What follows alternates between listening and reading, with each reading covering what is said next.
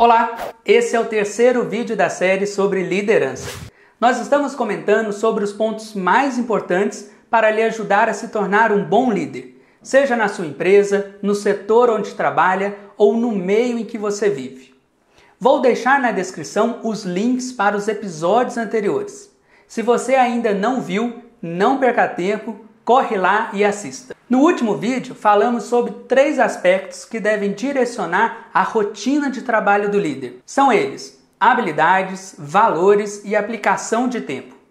Quando comentávamos sobre esses aspectos, vimos que o foco de um profissional deve ir se adaptando à medida que ele se desenvolve na carreira. Cada nível hierárquico demanda habilidades, valores e aplicação de tempo específico. E é sobre esses níveis de liderança que iremos falar agora. Vamos utilizar um exemplo teórico composto por 5 níveis hierárquicos. Esse exemplo irá facilitar a compreensão, mas fique à vontade para adaptá-lo conforme a realidade de sua empresa. Mais importante do que o exemplo são os princípios que conseguimos aprender por meio dele. Temos então 5 níveis de liderança passando por toda a organização. Começamos com o colaborador, que deve ser um gestor de si. Depois temos o gestor de outros, que em muitas empresas é o papel do supervisor de área. No meio da hierarquia há o gestor de função, que em muitos casos é o gerente do setor. Logo depois temos o gestor de negócio. Dependendo do porte da empresa, este pode ser o diretor. E por fim, há o gestor corporativo, que geralmente é o próprio criador ou dono da empresa. Como disse, esse é um modelo teórico. Em empresas de grande porte podem haver mais níveis. Em empresas menores, alguns líderes podem assumir mais de um desses papéis. O gestor de si está diretamente envolvido na operação do dia a dia. Por isso, ele deve procurar dominar tecnicamente o trabalho. Ele deve valorizar o trabalho pessoal, se importando em oferecer o melhor de si para o alcance de resultados. Mesmo entendendo que depende dele fazer o melhor trabalho, é sempre bom contar com o apoio da equipe e ter bons relacionamentos. Para que a operação seja eficiente, o gestor de si precisa dedicar tempo às atividades, estar atento ao cumprimento dos prazos. A palavra aqui é disciplina, para garantir que o trabalho seja bem feito. Ao ser elevado a gestor de outros, o profissional começa a ter uma equipe sob sua responsabilidade. E para isso, precisa dominar as habilidades de orientação e relacionamento. Ele precisa valorizar que o resultado é decorrente não apenas do seu trabalho, mas de toda a equipe. Mais importante do que fazer um bom serviço é fazer com que todos cumpram as suas atividades e entreguem o melhor. O gestor de outros deve dedicar tempo ao planejamento e principalmente à comunicação. Ele precisa desse tempo para avaliar como serão delegadas as atividades entre a equipe. A palavra é delegação, fazer com que todos cumpram o seu papel. Logo acima, temos o gestor de função. Saímos da execução e vamos para o nível tático do negócio. O gestor de função tem a responsabilidade de conduzir todo um setor da empresa. Ele deve estar preparado para entender o negócio e ser capaz de bater as metas propostas. Mas esse nível também é crítico. Por estar no meio da hierarquia, o gestor de função tem que ser hábil para traduzir as estratégias da organização para a sua equipe que está na operação. Por exemplo, a empresa tem o desafio de dobrar de tamanho nos próximos 5 anos. Mas qual deve ser o objetivo para o próximo ano? Como caminhar nos próximos meses ou nas próximas semanas? Tornar as estratégias e metas mais palpáveis e próximas aos colaboradores é uma das habilidades necessárias nesse cargo. Além disso, o gestor de função deve valorizar a confiança na equipe, ter a segurança de que todos são capazes e têm condições de trabalhar bem. Já comentamos em outros vídeos que o papel do gestor é resolver problemas. Nesse nível, grande parte do tempo deve ser utilizada na solução e no alcance de melhorias para o setor. Um gestor de função deve estar maduro gerencialmente, ter equilíbrio para observar o seu setor com o olhar acima, longe dos incêndios do dia a dia.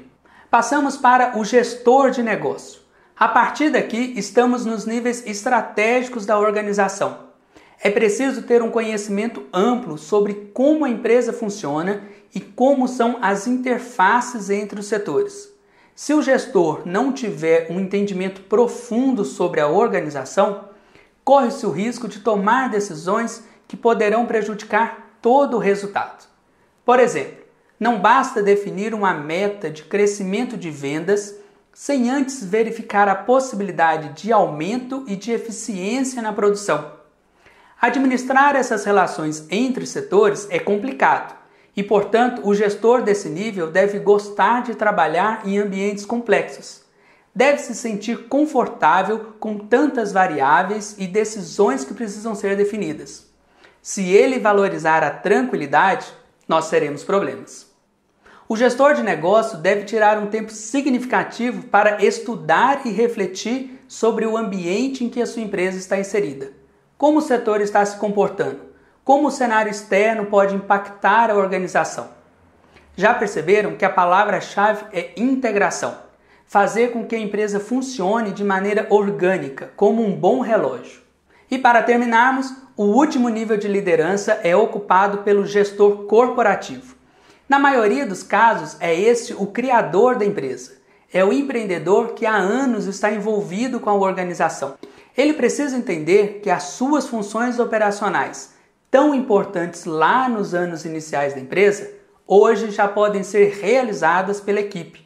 E mais do que nunca, o seu papel é estratégico. Quem tem experiência e maturidade pode contribuir nas avaliações da condução da organização e também nas definições de investimentos e de projetos no longo prazo.